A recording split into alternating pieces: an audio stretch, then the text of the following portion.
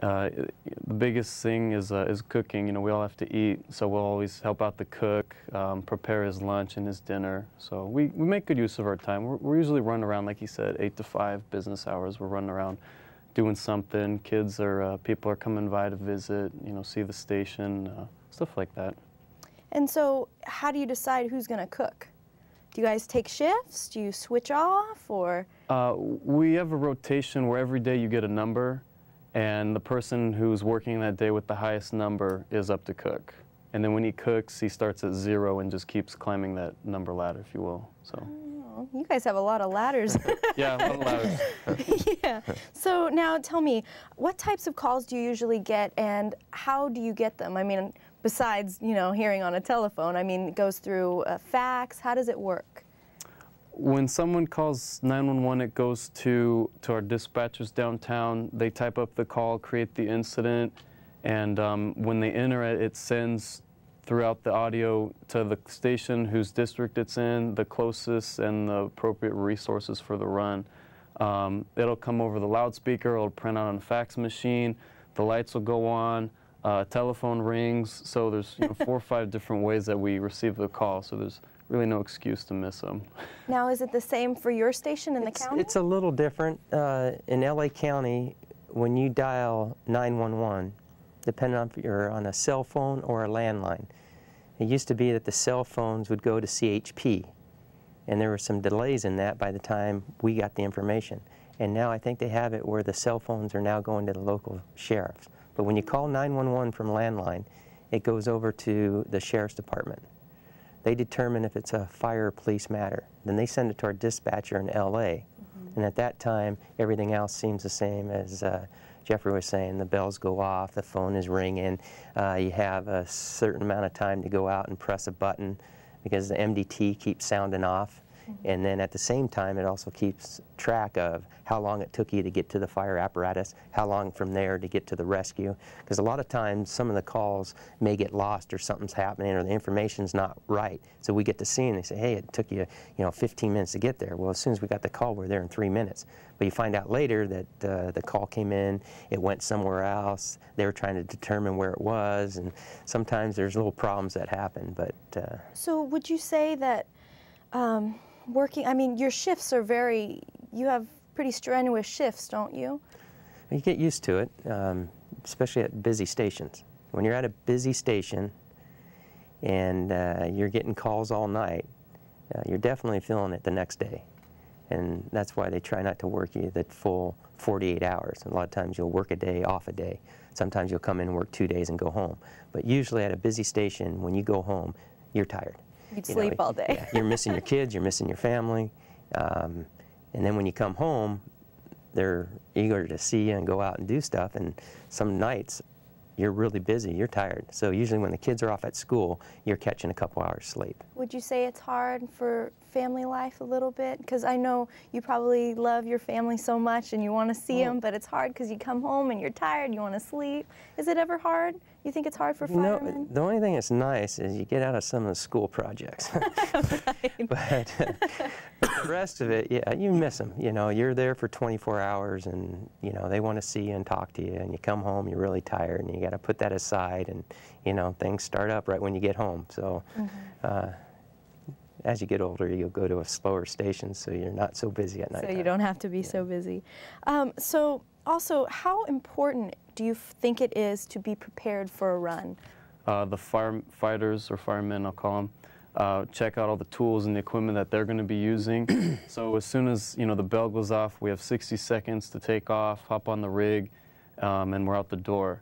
And as soon as the brakes hit, we're on scene of an incident, whether it's a medical call, a fire, a traffic accident, whatever we go on. We know that our tools are there, they're ready to go. Saw was ready to start. We checked it out in the morning. We have oxygen so people can breathe. We know where everything is. We know that it's in the ready position. We'll call it ready to go. So it's real important. You have your turnout gear, your the yellow jackets and pants and boots we wear, your helmet. That's all checked, accounted for in the position, so we can throw them on quick and get out the door.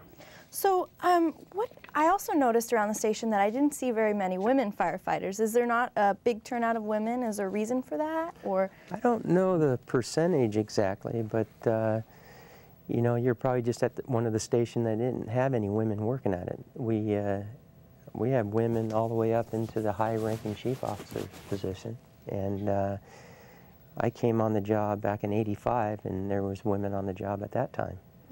And, you know, I know that sometimes physically it can be challenging, but, you know, anyone's determined to want to become a firefighter and they work out hard, anyone can do it. Mm-hmm. If you're determined, you can make it happen. Determination. You got to get out there.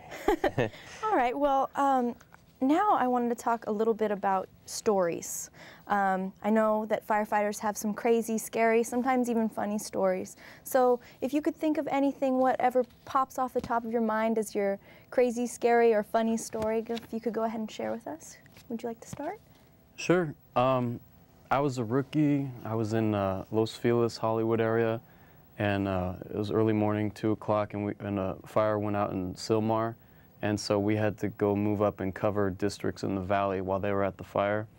And we were in Arleta, Fire Station 7, a lot of gang activity there, drugs, you know, stuff like that, crime. And about 2:30, right when we got there, we had a shooting, and a gang member got shot in the back, and the police directed us in when the scene was safe. And a young male guy, probably in his early 20s, my age, you know, I was 20 at the time, I think, was on the ground, not breathing, heart stopped, shot, bleeding, and his brother was trying to revive him, doing CPR, and his wife, girlfriend, or sister, another person was there, and then, you know, it's obvious there's nothing we can do for this guy, but there's certain criteria, laws, codes with the health services that we have to attempt to revive them. And also, if we don't do anything in front of the family, you know, it looks bad on us too. So he's yelling at us, trying to do something. The guy's bleeding. It's real gory, like a horror movie. First time I've ever seen anything like that. I'm just in total adrenaline rush and shock, like, can't believe this is happening. Took him to the hospital, and as soon as we got there, the doctor just shook his head and said, "Okay, cover him with a sheet," you know. Oh my God. So it was hard. I went home the next day, like Jeff was saying, it was a busy station. I just kind of slept the whole day thinking about what happened. I went to work the next day, and you know, I was a rookie, and when you're a rookie, you kind of shy away from the guys. You're not really part of the crew. You're not one of the guys yet. You're trying to earn that right to be part of the crew. But this was I take it personal. I've never seen it before. So I approached my captain and my firemen, and we talked about it. You know, we kind of met, you know, midway, and were able to work out some stress that I had behind, you know. Sure, you guys probably need a massage. You know, oh yeah, that would have been nice. So that was a crazy shift. It was a crazy day. And what about you? I'm sure you've seen some crazy times in your 25 years as a... You know, if you work at busy areas long enough, things happen. And coming on in the early 90s, you know, there's been a lot that's happened since then. And when you compare our departments to other states, we have a really unique department. You know, we have the high-rise building fires, and the city had that first interstate. That was a real challenge for them. We have the wildland fires, the Santa Ana winds.